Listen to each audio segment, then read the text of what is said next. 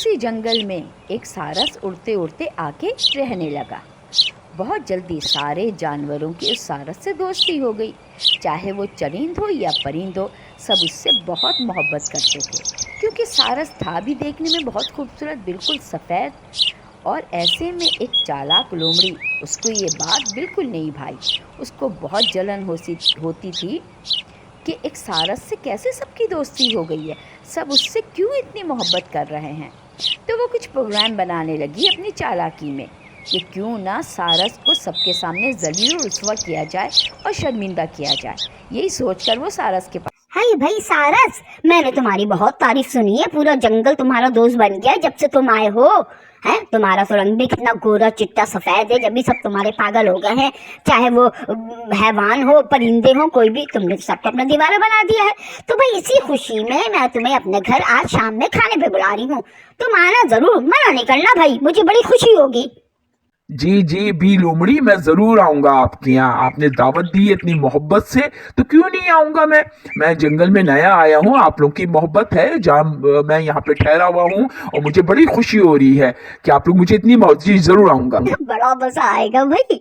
आज है सारस, मजा चखाऊंगी आज मैं इसको। अपने गोरे चिट्टे रंग पे बहुत ज्यादा इतराता है ना, सबको अपना गिरविदा बना दिया, सबको अपना दोस्त बना दिया। अब मजा आएगा जब इसी सूप के बाउल में मुंह ही नहीं डाल सके। आज तो जलील होगा, शर्मिंदा होके जाएगा। बड़ा मजा आएगा भाई, आप आने दोस्त। जी जी मैं आ गया, मुझे देर तो नहीं हुई। नहीं नहीं, देर की क्या बात है, तुम खाना शुरू करो, मैं भी तुम्हारे साथ खाऊंगी। जी ये मैं कैसे खाऊं? मैं कैसे खाऊंगा ये? अच्छा छोड़ दो, तुम जैसे ही रहने दो, मत खाओ तुम। आपका बहुत बहुत शुक्रिया लोमड़ी भी कि आपने मुझे खाने पे बुलाया। अब मैं आज आपको दावत देता हूँ कि कल आप दोपहर का खाना हमारे साथ खाइएगा, मुझे बड़ी खुशी होगी। आइएगा ना आप, मैं इंतजार करूंगा। हाँ, क्यों नहीं भाई, हम तो जरूर आएंगे हम खाने। आओ आओ बी लोमड़ी, मैं तुम्हारा ही इंतजार कर रहा था। आओ देखो, मैंने तुम्हारे लिए बहुत मजेदार सूप तैयार किया है और एक बड़े जार में रखा है। लो इसको पियो तुम। कैसी बात कर रहे हो सारस? मेरा मुंह इतने बड़े जार के अंदर कैसे जाएगा? मैं कैसे ये सूप पीऊंगी? बताओ भला, कोई ऐसी दावत करता है किसी की? हाँ बी लोमड़ी, मैं भी तो यही कहना चाह रहा हूँ कि कोई ऐसी दावत करता है जैसे तुमने की मेरी दावत।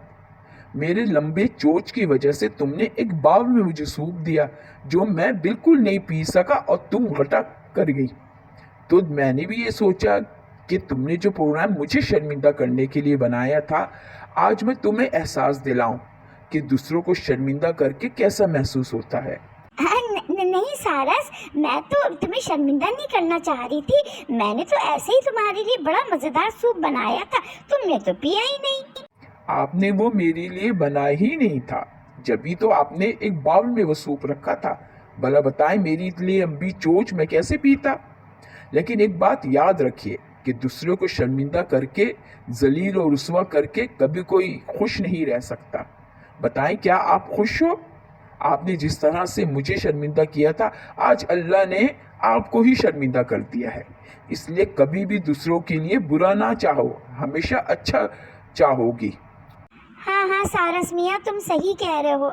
मैं बहुत शर्मिंदा हूँ और शर्मिंदा होके मैं तुमसे हाथ जोड़ के माफ़ी मांगती हूँ।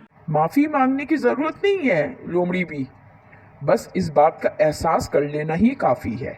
अल्लाह को ये सख्त नापसंद है कि कोई किसी को जलील करे, रुस्वा करे, क्योंकि सिर्फ जलील रुस्वा इज्जत देना अल्लाह की ज़ात को ज़ेब देता है, हम जानवरों को नहीं।